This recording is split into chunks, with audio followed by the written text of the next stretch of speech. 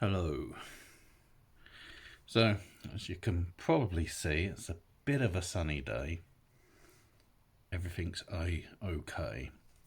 Um, caught a little bit of the sun. It's been a day of thinking, really, because when you're perhaps even overthinking, I will say, um, just one of those moments when one line in particular in Thrym's poem just sort of, I don't know, sparked a line of thinking and looking into sort of some issues further. And the one line in particular is just before Mjolnir is brought out, just before Thor wreaks his vengeance. Thrym asks for the hammer to be brought out and that they will swear their oaths to Var. And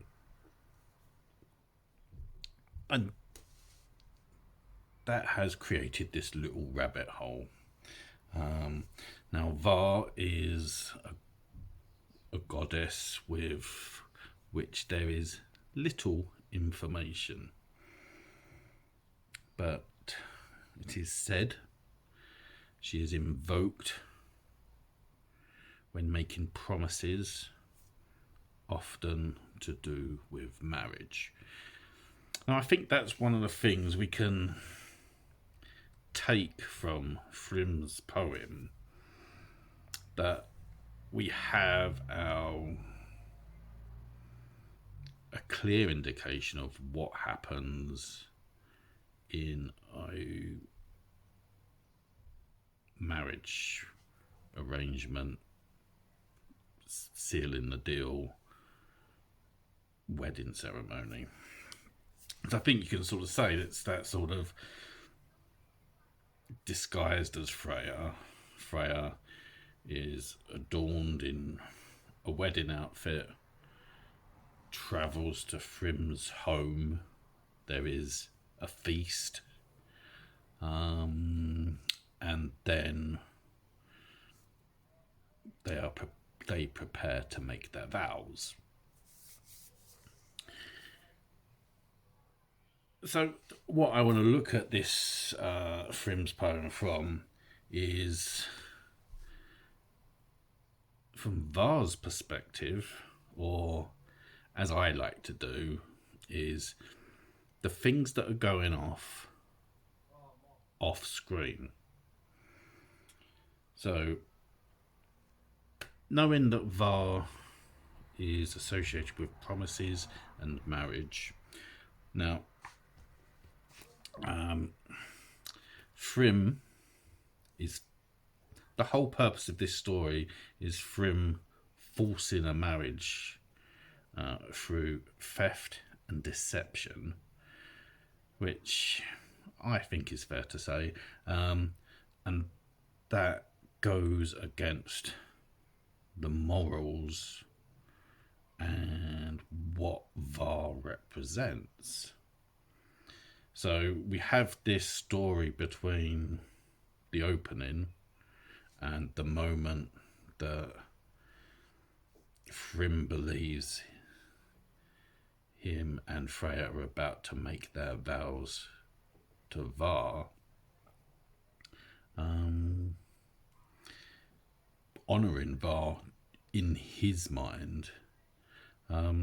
Obviously, Thor is reunited with Mjolnir and extracts what we can say is his revenge for the indignity of having to dress up as Freya in order to recover his hammer. But perhaps really the Thor is Var's agent in this story, because Thrym's motives are not moral. Let's say it's theft and deception to force Freya into a marriage against her will. Um, I think it is interesting to add to this that Var is associated or believed to be one of Frigg's handmaidens.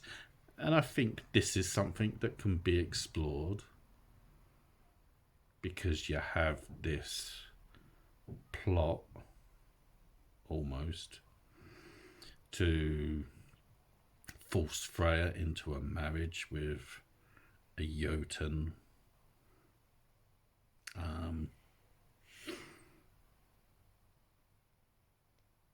Perhaps sort of moving her away from Asgard if it was to go through. Just making a point or a point for debate. And really, when you start looking at Thrym's poem from these angles, Thor and Loki are just sort of almost pawns in this story. They are doing what they is in their nature to do, i.e. Loki being Loki, and Thor grumbling about having to dress up as Freya, wanting to get his hammer back, the fear of the Jotnar taking over Asgard because Thor hasn't got his hammer. It's just an interesting perspective to take and consider. We have this tale that offers us some insights into marriage and a goddess associated with it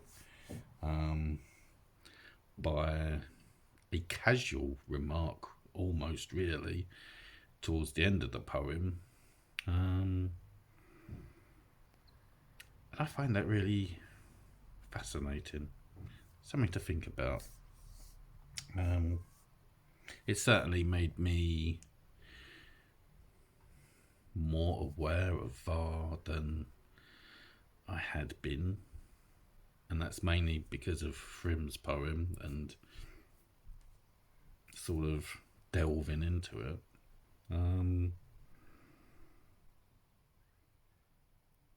So it's good.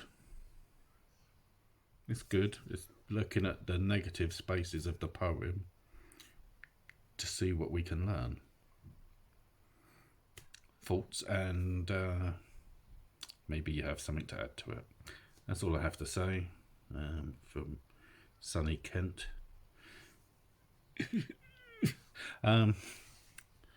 See you in the week. Take care. Goodbye.